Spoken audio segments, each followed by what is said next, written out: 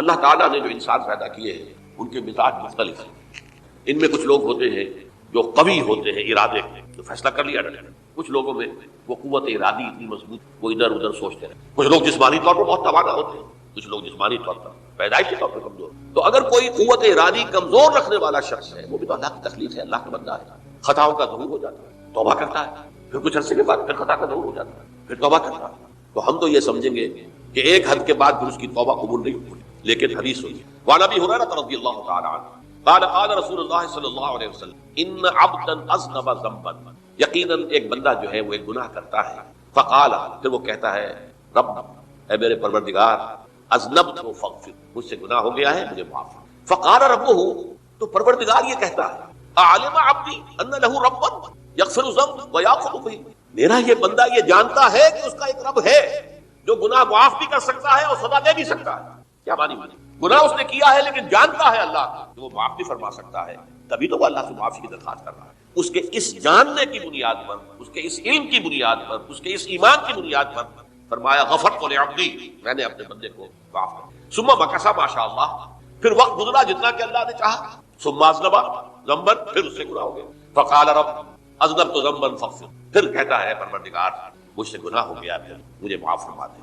فقال ربہ, اللہ فرماتا ہے عالم عبدی ان له ربا یغفر الذنب ویأخذ, میرا بندہ ہے نا جو جانتا ہے کہ اس کا ایک رب ہے, ایمان باللہ اس کے اندر ہے, تبھی تو پکار رہا ہے, اور یہ بھی جانتا ہے کہ وہ گناہ معاف بھی کر سکتا ہے اور چاہے تو پکڑ بھی سکتا, سزا بھی دے سکتا. تو فرمایا, اللہ تعالیٰ فرماتے ہیں میں نے فرمایا میں نے معاف کر. ثم مکث ما شاء اللہ, پھر ایک عرصہ گزرا اس کے بعد.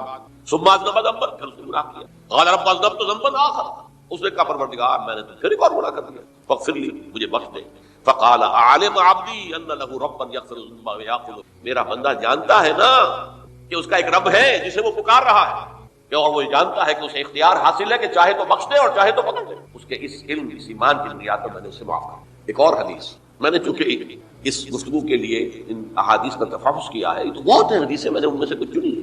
ہمارے پاس واعظ ناصح وہ بھی کسی شخص کو روکتے رہے, برائیوں سے روکتے رہے, نہیں رکتا, تو کہیں غصے میں آ کے اللہ تجھے کبھی معاف نہیں کرے. یہ کتنا بڑا جرم ہے, اس کا اندازہ کیجیے سر. تو میرے بندے کو میری رحمت سے مایوس کر رہا ہے, کتنا بڑا جرم ہے, اس کا اندازہ کیجیے. یہ مسلم شریف کی روایت ہے عن جندب, حضرت جندب رضی اللہ تعالیٰ عنہ سے, ان رسول اللہ صلی اللہ علیہ وسلم حدث, کہ اللہ کے رسول صلی اللہ علیہ وسلم نے ایک واقعہ بیان کیا.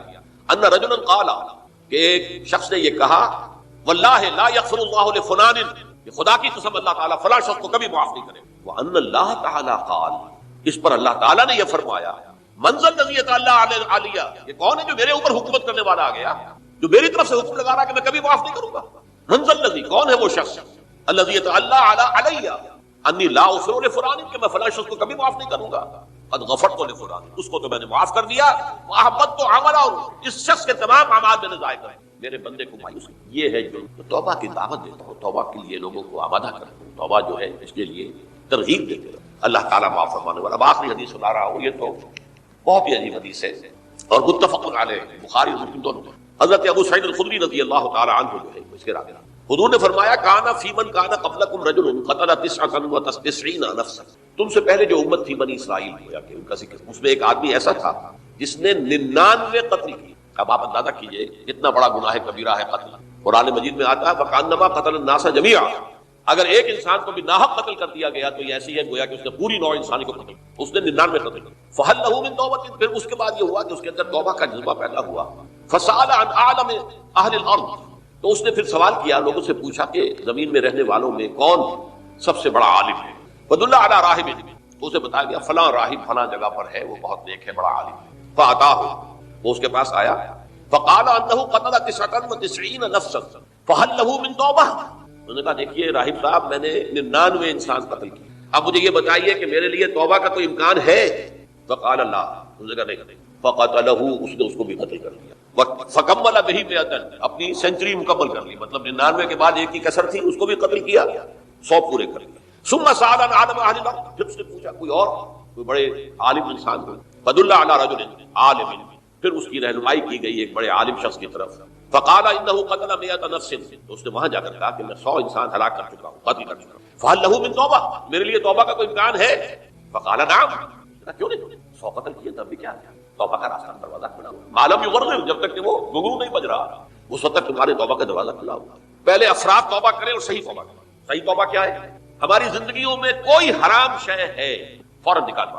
ہماری معاشرت میں اور اس معاشرے میں رہتے ہوئے جو قانون ہے جس کے ہم پابند ہیں، ہم کسی زانی کو رجم نہیں کر سکتے، ناممکن ہے، یہ تو قانون ہی بنے گا تب ہوگا۔ ہم کسی چور کا ہاتھ نہیں کاٹ سکتے، تو قانون بنے گا تو ہوگا۔ تو ہم جن چیزوں پر عمل نہیں کر سکتے قانوناً، ان کے علاوہ باقی پوری شریعت جس پر عمل کیا جا سکتا اس پر عمل پیرا ہونا۔ سود میں بند نہیں کر سکتا، بینکوں کو میں آگ نہیں لگا سکتا، اور بینکوں کو آگ لگا دیں گے تبھی سود تو ختم نہیں ہوگا، لیکن یہ تو کر سکتا ہوں کہ براہ راست سود میں ملوث نہ ہوں، سود پر قرضہ لے کر اپنا کاروبار نہ چمکاؤں، نہ بڑھاؤں، سود پر قرضہ لے کر اپنے مکان نہ اونچا کروں، یہ تو کر سکتا ہوں۔ تو کم سے کم جو ڈائریکٹ کسی نے قانون نہیں بنایا کہ لازم ہے آپ پر کہ آپ سودی قرضہ لیں اور اپنی بلڈنگ عالی شان بنا لیں، یہ اگر کر رہے ہیں تو آپ بولیں گے آپ کے معاشرے میں کوئی قانون نہیں بنا کہ پردہ ختم، برقع حرام، مصر یہ ترکی میں تو کر دیا گیا برقع حرام، وہاں تو سر کو اوپر جو ہے ڈھانپنا جو ہے، اسکارف لینا بھی ممنوع، یہاں تو نہیں ہے۔ پھر یہاں جنہوں نے چھوڑا ہے مجرم خود ہے، یہاں تو اللہ کا شکر ہے کوئی ایسا مصطفیٰ کمال پیدا آج تک نہیں ہوا ہے کہ جس نے ان چیزوں کا حکم دیا۔ ہاں ترغیب ہے، ذرائع ابلاغ کے ذریعے سے، فحاشی ہے، اریانی ہے، لیکن چوز آپ خود کرتے ہیں، فیصلے کا اختیار آپ کا اپنا ہے۔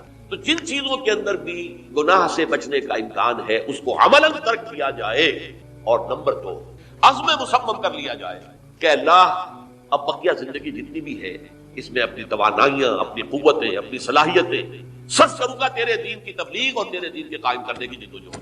عزم یہ سلطنت خدا داد پاکستان، اور اللہ ہے خاص ہے خاصان رسول، وقت دعا ہے امت میں تیری آ گیا جب وقت پر۔ میں اپنے احساسات جو ہیں آپ کے سامنے الفاظ میں بیان نہیں کر سکتا۔ یہ جب یروشلم کی تباہی ہوئی تھی جس کا میں نے ذکر کیا ہے، 6 لاکھ انسان قتل ہوئے تھے اور 6 لاکھ کو نبوکدنضر جو تھا وہ ہانک کر بھیڑوں بکریوں کی طرح بیبیلونیا لے گیا تھا۔ اس سے پہلے کتنے ہی نبی اہل کتاب تھے، وہ کہتے رہے تھے کہ ہوش کرو، توبہ کر لو، بلکہ ایک جگہ کے الفاظ یہ ہے درخت کی جڑ پر کلہاڑا رکھا جا چکا ہے، اب بھی ہوش میں آ جائے۔ ہوش میں دنیا پرستی، جو بھی ان کے نفس پرستی جو بھی ان کے اوپر مسلط ہو چکے، انہیں توبہ نہیں کی، تباہی اور بربادی ہوئی۔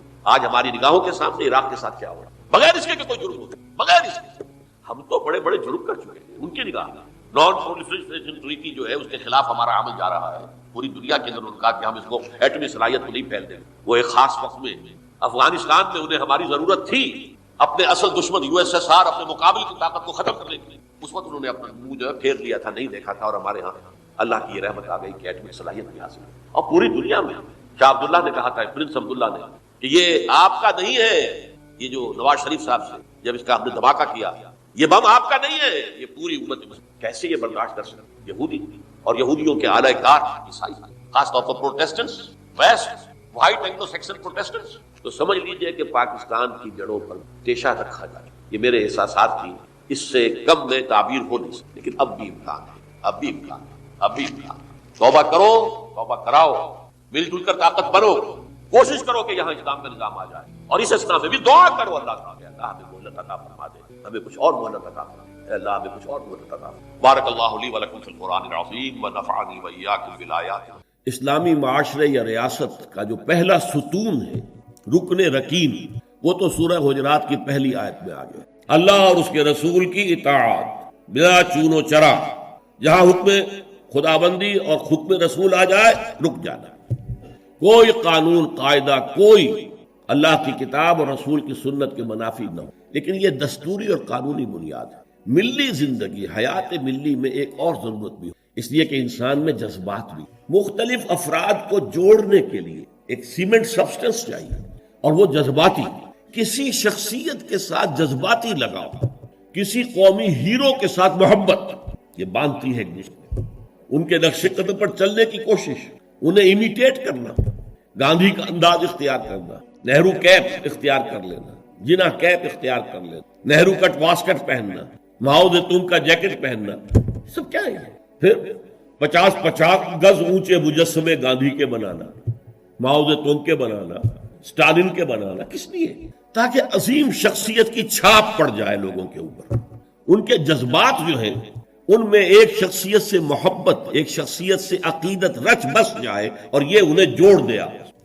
یہ ایک ضرورت ہے، اسی لیے میں نے آپ کو یہ ساری مثالیں بتائیں۔ کیوں بتائیں؟ یہاں تک کہ اگر کوئی ہیرو نہ ہو تو ہیرو بنانا پڑتا ہے، تاکہ اس ہیرو کی ہیرو ورشپ، تو ورشپ کا لفظ تو بہرحال ہمارے لیے درست نہیں ہے، لیکن اس ہیرو سے محبت، اس کے اتباع کا جذبہ، اس کا احترام، اس کا ادب، یہ در حقیقت انسانی ثقافت اور تہذیب کی بنیاد بنتی ہے۔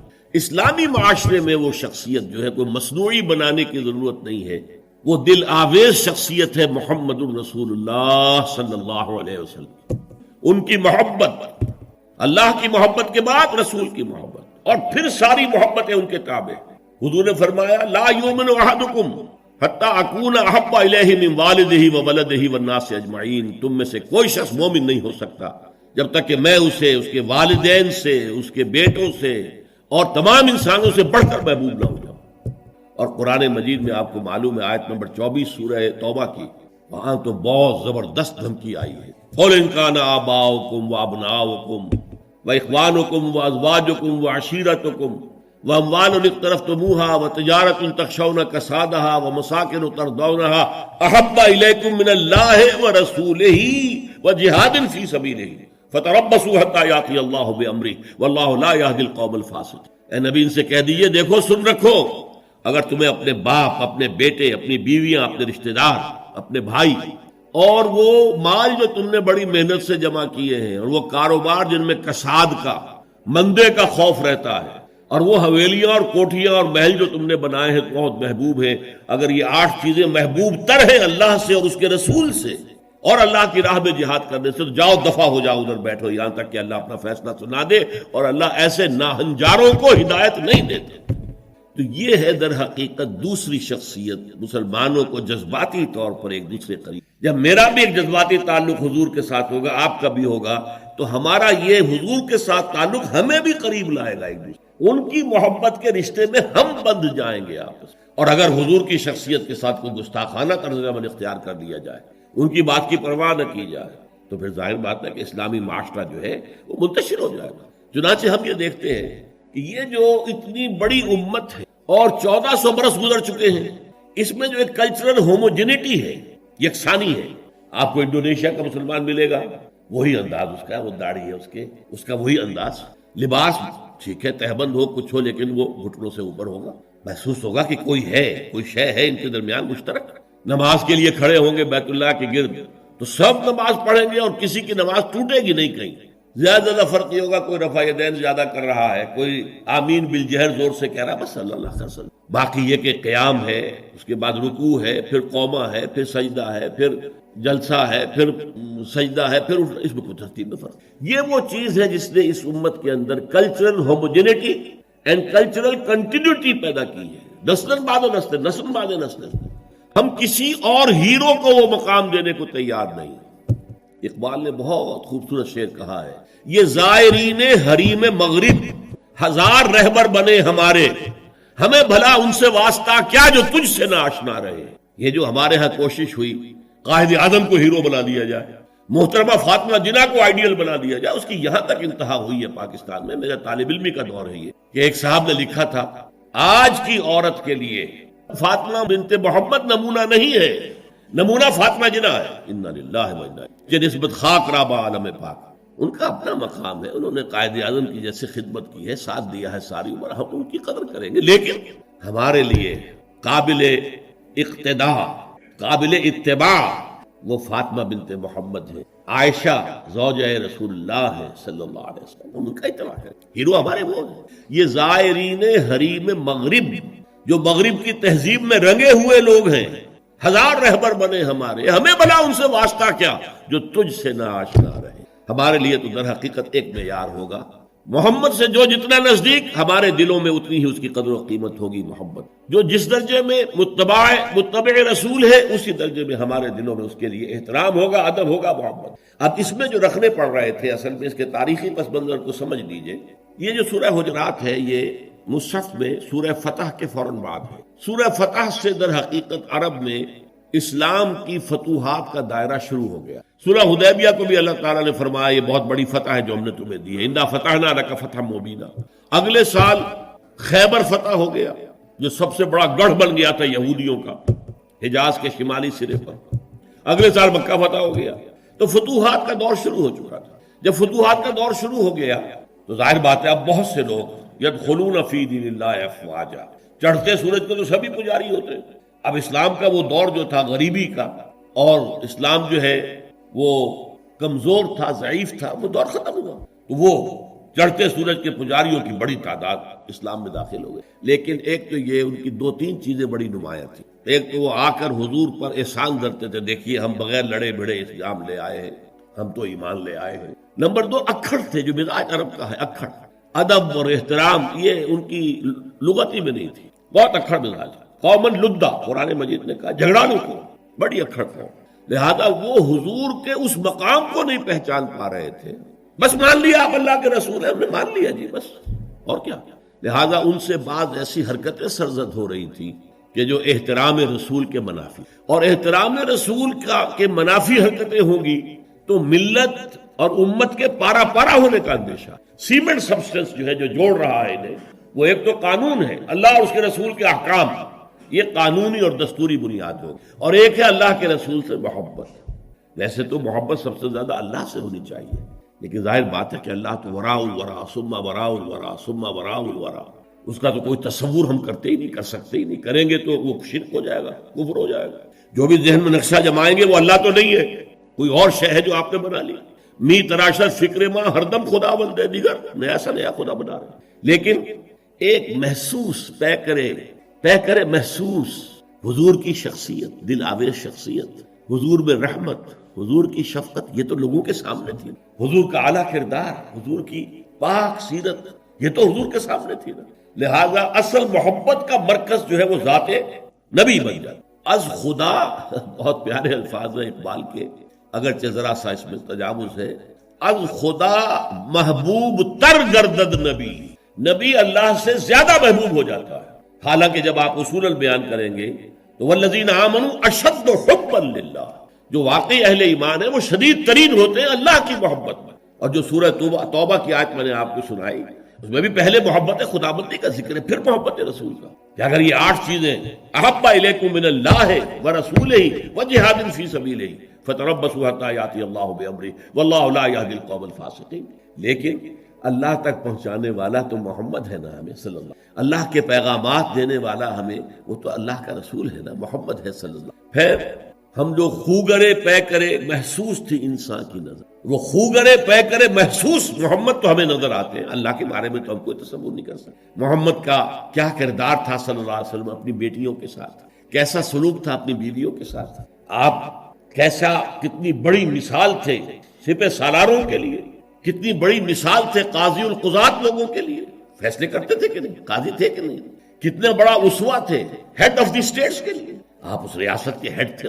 کون سی حیثیت ہے جس میں ہم دیکھیں کہ وہاں پانی کو مرتا ہے اور شخصیت جو ہے اتنی عظمت والی یہاں نظر نہیں آ رہی، ہر پہلو سے عظیم ترین شخصیت. تو اس کی محبت اور اس کا اتباع کا جذبہ، اس کے لیے بھی نوٹ کر لیجئے، اللہ تعالیٰ پر بھی پہلے ہمارے لیے لازم ہے اس کی اطاعت اور دوسرے محبت. اللہ کی اطاعت اور محبت جمع کریں تو لفظ بنے گا عبادت، اللہ کی عبادت کرو. رسول کے لیے بھی اطاعت بھی اور محبت بھی، لیکن رسول کے لیے اطاعت اور محبت کو جمع کریں گے اتباع بنے گا، پیروی کرو. یعنی ایک تو ہے حضور نے حکم دیا، اس پر تو عمل کرنا ہی کرنا ہے، ورنہ تو ہم مسلمان ہی نہیں ہیں. ایک یہ ہے کہ ہم نے خود دیکھا حضور کیا کرتے ہیں، حضور چلتے کیسے ہیں، میں بھی ویسے ہی چلوں. حضور نے اپنے بٹن بند نہیں کیے تھے، میں بھی ساری عمر نہیں کروں گا. حضور فلاں سفر میں اس درخت کے نیچے سے ہو کر گزرے تھے، میں بھی ادھر سے ہو کے گزروں گا. اب یہ حضور کا حکم تو نہیں ہے نا، لیکن ایک جذبہ ہے، نقش قدم کی پیروی، اس کا نام اتباع ہے. تو جب اطاعت کے ساتھ محبت رسول کی شامل ہو جائے گی تو اس کا نام اتباع ہوگا.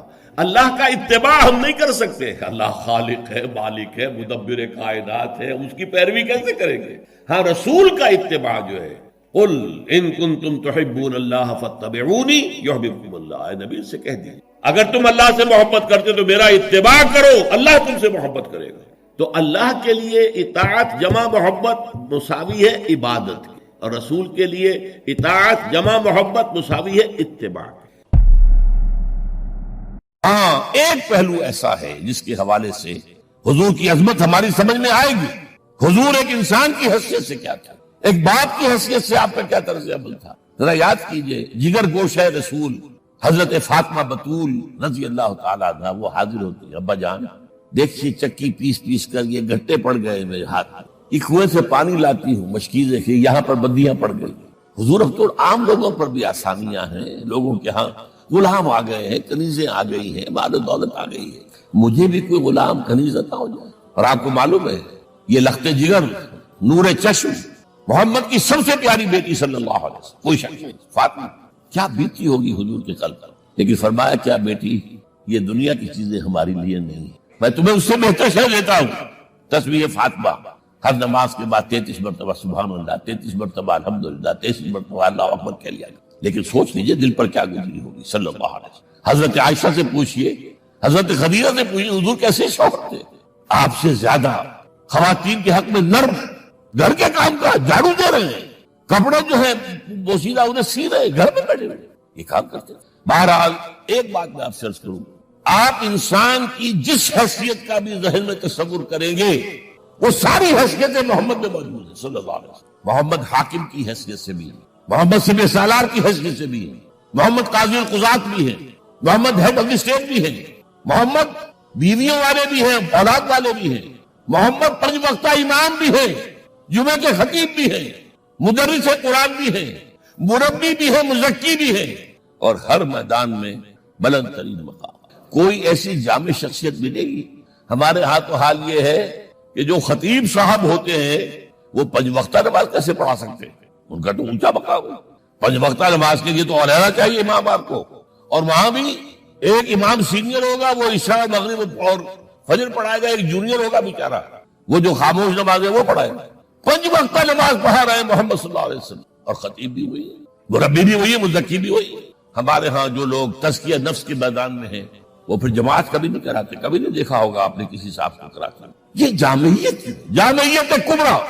پہلی بات تو یہ نوٹ کیجئے، حضور انتہائی غیور انسان تھے، انتہائی غیور۔ یہ کہا جاتا ہے کہ اگر حضور گھوڑے اس میں سوار ہوتے تھے اونٹ پر اور آپ کا کوڑا نیچے گر گیا تو آپ یہ کسی سے نہیں کہتے تھے کہ ذرا یہ میرا کوڑا مجھے پکڑا دینا، یہ بھی گوارا نہیں تھا۔ آپ اونٹ بٹھا کر نیچے اتر کر اپنا کوڑا خود اٹھاتا، کسی سے اپنے ذاتی کام کے لیے کوئی مدد مانگنا امکان ہی نہیں۔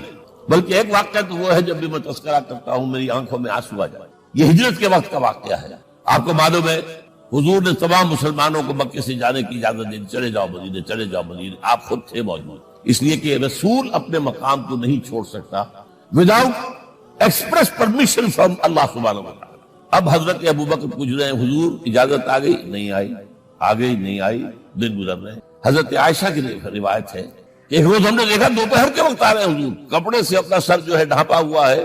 عرب میں دوپہر کے وقت وزٹ کرنا جو ہے یہ ان کے خلاف دستور ہے، ان کی تہذیب کے خلاف، یہ قیلولے کا وقت ہوتا۔ تو حیران ہوئے، آتے ہی فرمایا ابوبکر ہجرت کی اجازت ہو گئی۔ اب انتہائی خوشی سے اور بڑی امید میں کہ بڑی شاباش ملے گی، حضرت ابوبکر فرماتے عرض کرتے ہیں حضور میں نے 2 اونٹیاں تیار کر رکھی ہیں، خوب کھلا پلا کے انہیں فرما کیا ہوا ہے، یہ ہجرت بھی ہمارے کام آئے گی۔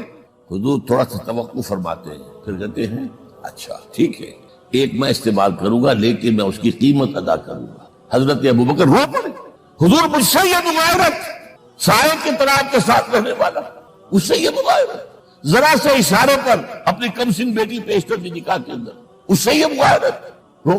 لیکن حضور کی اپنی غیرت تھی، میں قیمت دوں۔ اب بتائیے مدد کا کے لیے درکار تھی؟ مدد تھی ان کے مشن کے لیے۔ مشن 2 حصوں میں تھا، اس کو جانیے، آج کچھ علمی باتیں آ رہی ہیں۔ حضور کے مشن کے 2 حصے، ایک ابتدائی جو تمام انبیاء اور رسول کا تھا، ایک تکمیلی جو صرف محمد کا تھا صلی اللہ علیہ وسلم۔ ابتدائی کیا ہے؟ اللہ کی طرف دعوت، تبلیغ، جو دعوت قبول کر لے ان کے لیے بشارت، بشیر کہ تمہارے لیے آخرت میں جنت ہے، دیتے ہیں، رد کر دے ان کے لیے نذیر، خبردار کرنے والے، جہنم کے لیے تیاری کر لیں، داعی اللہ، اللہ کی طرف بلانے والے، سراج منیرہ، روشنی کے چراغ۔ یہ حیثیتیں مشترک ہیں تمام انبیاء کی۔ تمام انبیاء بشیر بھی تھے، نذیر بھی تھے، داعی بھی تھے، سراج منیر بھی تھے، اگرچہ ان تمام حیثیتوں میں بھی حضور کا سب سے اونچا مقام علیحدہ نمایاں ہے، لیکن حیثیتیں بنیادی طور پر مشترک ہے۔ ایک حیثیت تکمیلی، اور وہ کیا ہے؟